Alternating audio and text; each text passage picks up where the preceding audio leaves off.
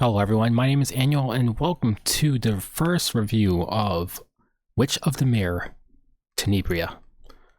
So let's talk about this unit, and to be honest with you, there's actually not a lot to talk about. This unit itself is pretty much just a debuffer. Now, her debuff itself is inherently strong, block is very strong, Rupture is also very strong, and not to mention having the guaranteed dual attack, which has a defense break within it, is insanely strong. So for this reason, I do think she is a fairly strong unit after testing her, and if anything, I feel like she's akin to DDR. But with the current meta, it makes her not shine as more, or make it appear as if she doesn't shine as more. So like any other debuffer, if you land your debuffs, you're going to have the time of your life. If you land all 8 out of 8 debuffs off your Death Dealer Ray S3, you can pretty much press buttons and have a huge advantage over your opponent.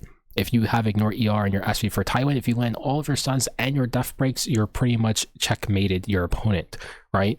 The same thing applies for Tenebria. If you land all 8 out of 8 debuffs, you're going to feel like this character is amazing. But the moment you get resisted on your blocks and they're available to like cleanse these things off, it feels a little bit worse, which makes sense for any other debuffer. Like, this doesn't really change. If this were to happen to DDR, it would feel bad. If it happened to Tywin, it would feel bad, and so on and so forth. So for that reason, I don't want to make it a point that this makes her worse of a unit. It's just something you have to deal with as her being a debuffer. So once again, I would rate her in the same tier of DDR for that reason, and I don't think she's that bad. Now, her S3 being a non-attack skill does a lot of things, meaning you can hit non-evasion units, as well as if you could tag Soul Weavers like young Senya and put her to sleep or stun her, right? Or redirect Provoke, because you will have a ton of effectiveness. Most young Senyas don't have this much effect resistance, so you can tag those things to prevent her from using S3s and so. And her S3 also puts, her S2 also puts Rupture on before she attacks, so it can also hit evasion units, so on and so forth. I'm going to piggyback a little bit and talk about the S3 one more time. And it's just the block. AoE block is very strong, and Dispel 2 buffs means that she can get countered by buff staggers.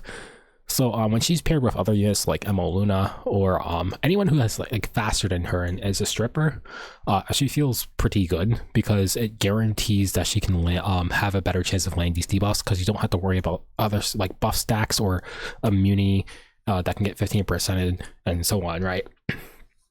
So for that reason, I do not think you should build her high speed, just to make sure that you're landing these debuffs. And pretty much that's all I can really say about the unit. There's not too much to talk about. I'll put some gameplay on screen here, probably put some music over it, because there's really not a lot to talk about for Tenebria. I just generally think she's a strong unit. I don't think she's stupid overpowered in some gameplay aspects. For Arena, she's not going to feel OP. For Guild Wars, because there's one less unit, it feels a little bit harder to play her, but I think she can function. For RTA, if you're fighting a turn 2 player, you can use her and she's going to feel great, as long as they're not trying to ER cheese you with Arya. If you pick her too early in RTA, your opponent has the option to pivot and cleave you, because Tenebria won't do anything for you if your opponent is playing faster than for you. So playing her more bulkier will help her survive in those situations, and maybe dropping some speed.